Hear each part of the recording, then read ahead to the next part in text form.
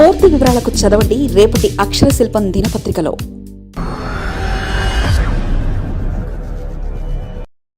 బండి కుమారుడికి బ్రేకులు.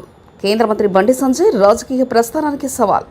కుమారుడిపై ఫోక్సో కేసులో ఇరుకున పడ్డ బండి కింది స్థాయి నుంచి ఎదిగిన బీజేపీ నేతకు వారసత్వ వివాదం సెగ అంటుతుందా? సిట్ విచారణలో వేడెక్కిన తెలంగాణ రాజకీయం. కరీంనగర్ వీధుల్లో మున్సిపల్ కౌన్సిలర్గా రాజకీయ ప్రస్థానాన్ని ప్రారంభించి ఎంపీగా, రాష్ట్ర అధ్యక్షుడిగా, నేడు కేంద్ర హోంశాఖ సహాయ మంత్రిగా ఎదిగిన బండి సంజయ్ కుమార్ ఇప్పుడు ఒక క్లిష్టమైన రాజకీయ పరీక్షను ఎదుర్కొంటున్నారు.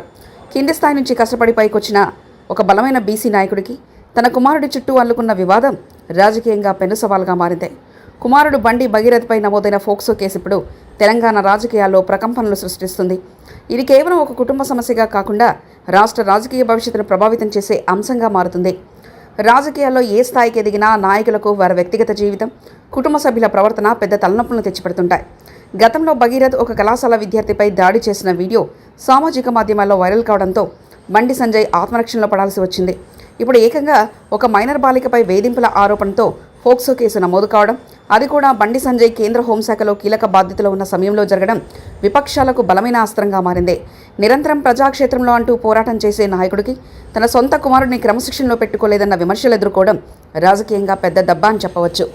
ఈ మొత్తం వ్యవహారం వెనుక రాజకీయ కుట్ర ఉందని బండి సంజయ్ గట్టిగా వాదిస్తున్నారు. కింది స్థాయి నుంచి ఎదుగుతున్న ఒక బీసీ నాయకుడిని నేరుగా అడ్డుకొనలేక ప్రత్యర్థులు ఈ రాజకీయ హెడ్ జాబ్కు పాల్పడుతున్నారని ఆయన ఆరోపిస్తున్నారు. భగీరథ్ తరఫున కరీంనగర్లో ఇప్పటికే హనీ ట్రాప్, బ్లాక్మెయిలింగ్ ఆరోపణతో కౌంటర్ కేసు కూడా ఫైల్ అయింది.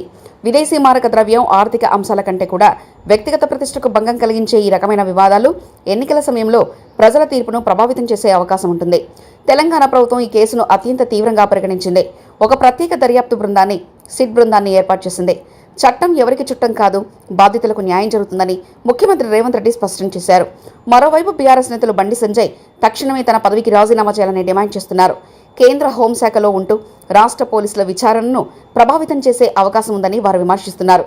ఒక సీనియర్ మహిళా ఐపీఎస్ అధికారి నేతృత్వంలో జరుగుతున్న ఈ విచారణలో ఎలాంటి విషయాలు బయటకొస్తాయన్న దానిపై బండి సంజయ్ రాజకీయ భవిష్యత్తు, ఆయన వ్యక్తిగత ప్రతిష్ట ఆధారపడి ఉన్నాయి. రాజకీయాల్లో ఆరోపణలు రావడం సాధారణమే అయినా ఫోక్సో వంటి సున్నితమైన కేసులు నాయకుల ఇమేజ్ను భారీగా దెబ్బతీస్తాయి. భవిష్యత్తులో బండి సంజయ్ రాష్ట్ర రాజకీయాల్లో ఇంకా కీలకమైన పదవులు పోటీపడే సమయంలో ప్రత్యర్థులు ఈ వివాదాన్ని ఖచ్చితంగా వాడుకుంటారు. కుటుంబాన్ని నియంత్రించలేని వారు రాజ్యాన్ని ఎలా పాలిస్తారు అనే ప్రశ్నను జనాల్లోకి తీసుకెళ్లడం విపక్షాలకు సులభమవుతుంది. ఈ సంక్షోభం నుండి బండి సంజయ్ ఎలా బయటపడతారు, చట్టం ముందు తన నిబద్ధతను ఎలా నిరూపించుకుంటారనేది ఇప్పుడు కీలకంగా మారింది. ఒకవేళ విచారణలో కుమారుని నిర్దోషిగా తెలిస్తే ఆయనకు పెద్ద ఊరట అవుతుంది. లేని పక్షంలో ఆయన రాజకీయ ఎదుగుదలకు ఇదొక పెద్ద ఆటంకంగా మారే ప్రమాదం ఉంది.